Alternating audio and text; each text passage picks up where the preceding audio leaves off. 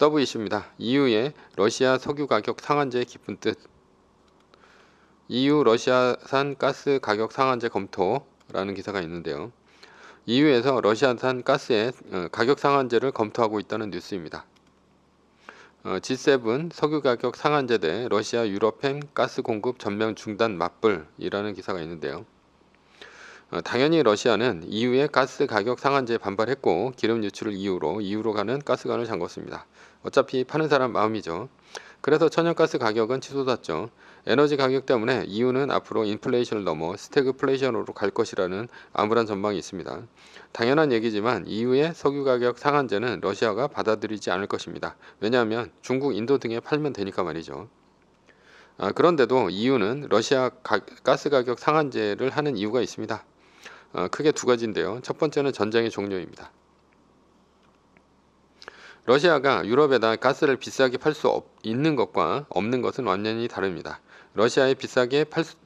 유럽에 비싸게 러시아가 가스를 팔 수 없다면 시장이 제한되는 것이죠. 유럽이나 미국의 우방인 한국이나 일본 등이 러시아산 가스 석유를 사오지는 않을 것이기 때문이죠. 비싸게. 결국 러시아는 유럽과 미국의 제재를 감내하고라도 러시아산 원유 가스를 수입할 나라는 인도, 중국, 중동 정도밖에 없습니다. 그러면 러시아는 에너지 가격을 파는 협상력이 떨어지게 됩니다. 중국, 인도가 유럽 수출길이 막힌 러시아산 가스 석유를 높은 가격에 사줄 리가 없습니다. 따라서 러시아는 중국과 인도의 시장 가격보다 훨씬 싸게 석유를 팔 수밖에 없죠. 물론 중국과 인도는 더 많은 석유와 가스를 러시아로부터 사오게 될 것입니다. 그래서 유럽으로 재수출할 수 있죠. 중동 국가는 이미 이렇게 하고 있습니다. 자신의 석유는 이미 계약되어 있는 나라에 비싸게 팔고 러시아산 석유를 사다가 내수용으로 쓰고 있죠.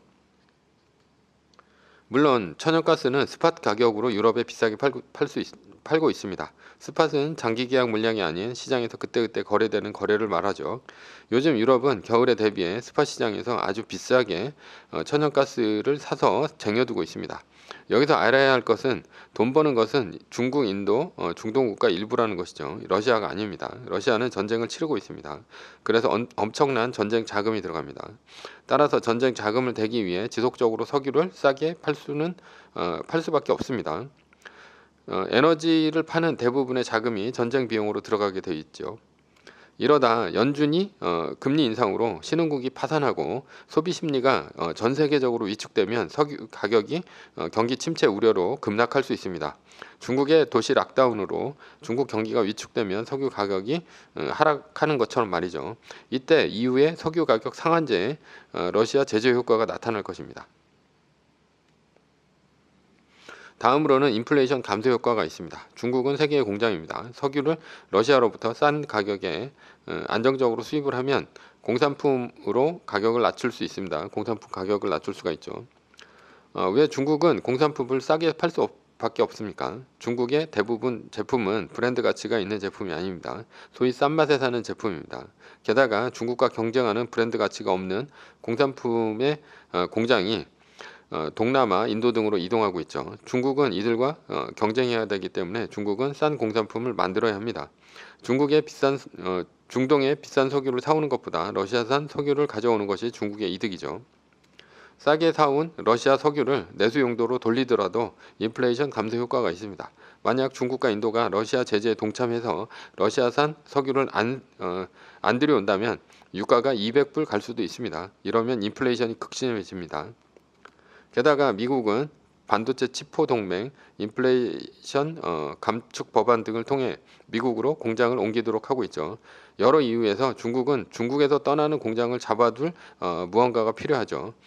노동력은 비싸지고 있으니 에너지 가격을 낮추어서 원가 부담을 낮게 유지해야 중국에 남아 있어야 할 메리트가 되죠. 결국 러시아 석유 가격 상한제는 인플레이션을 낮출 수도 있습니다. 결론입니다. 러시아가 전쟁을 일으켰는데도 EU나 미국이 제재를 제대로 하지 않는다면 중국에 잘못된 시그널을 줄 수 있습니다. 잘못된 시그널이란 중국의 대만 침공이죠.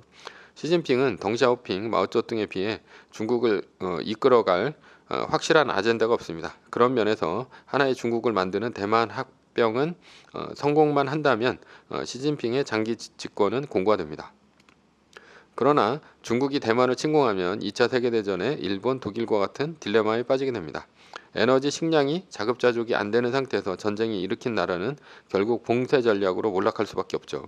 러시아는 인구도 적고 에너지 식량이 충분하고 군사 대국입니다. 봉쇄에 오래 버틸 수가 있습니다. 그러나 인구 많고 에너지 식량이 부족한 중국은 미국 이후의 봉쇄 전략에 몰락하게 됩니다.